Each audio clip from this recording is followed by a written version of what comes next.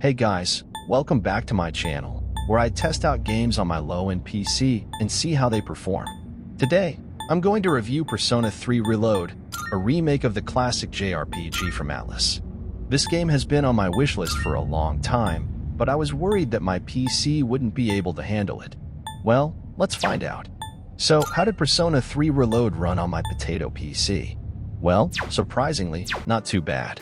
I tested the game at 720p resolution, full screen mode. I also set the graphics settings to very low or off. And guess what? I was able to play the game at 720p full screen mode at about 30 to 40 frames per second. That's not bad at all, considering the game's requirements. Of course, the game didn't look as good as it could, but it was still playable and enjoyable. The frame rate? Let's just say it's a living, breathing entity.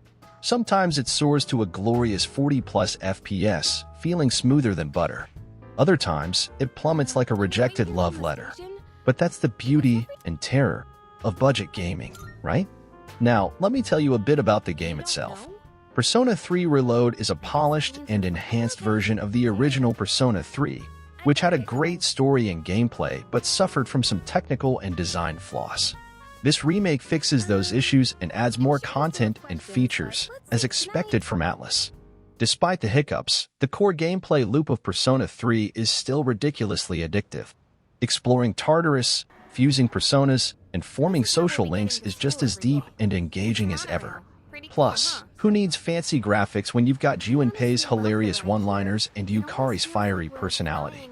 You play as a high school student who transfers to a new city and discovers that he has the ability to summon personas, powerful manifestations of his psyche. He joins a group of other Persona users who fight against the shadows, mysterious creatures that appear during the dark hour, a hidden time period that occurs at midnight. Along the way, he also forms bonds with various characters, called social links, which affect his relationships and his combat abilities.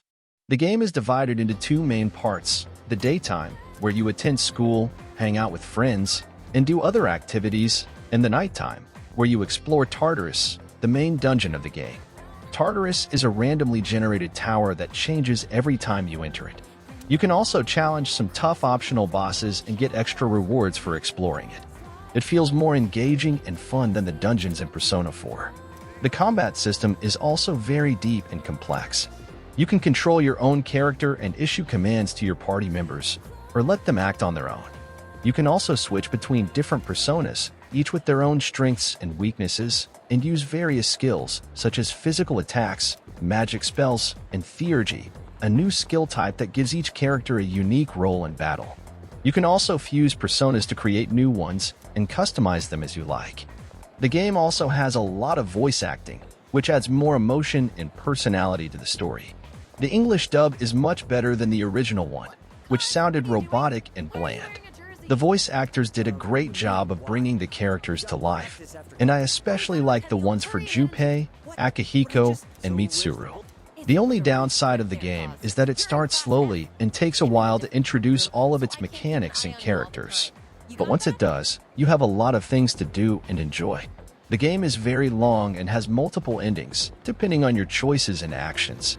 It also has some new scenes and events, especially with the mysterious group Striga, who are also Persona users with a different agenda. There are also some common misconceptions that I want to clear up about the game. Some people think that this game doesn't have the FES content, which was an expansion pack for the original Persona 3. This is not true. All of the extra content that FES added to the main game is here, such as the new personas, the new costumes, the new weapons, and the new quests.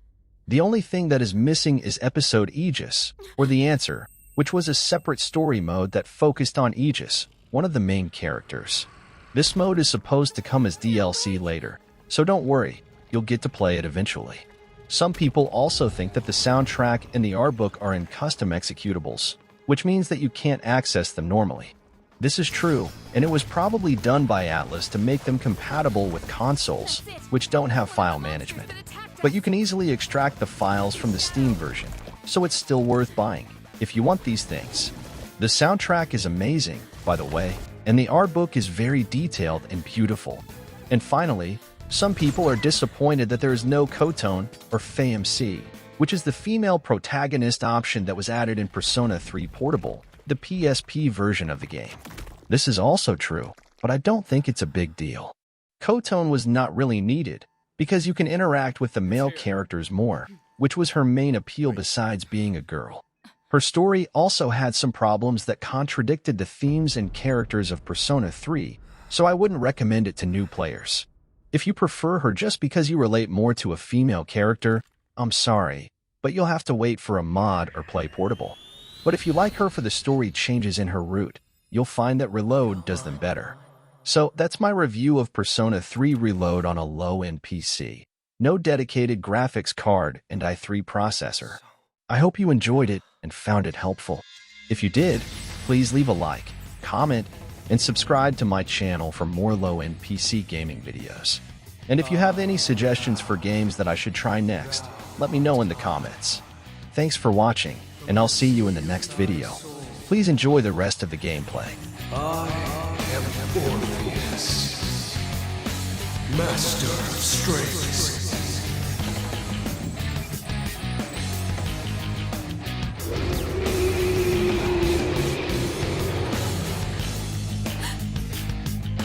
Just as we thought.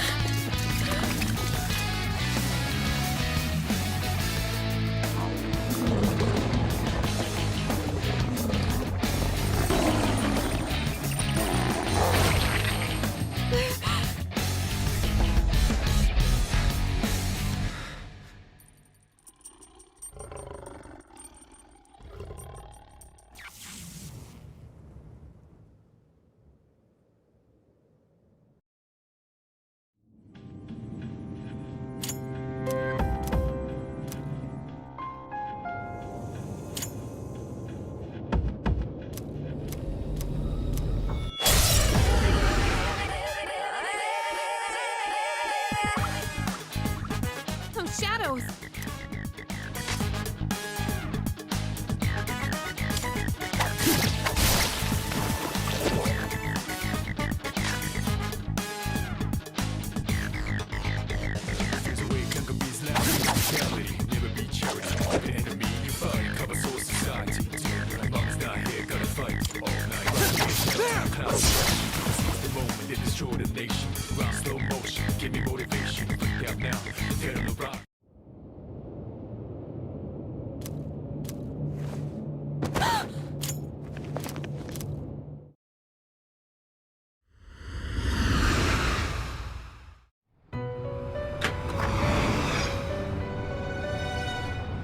It's so you lost con. Who?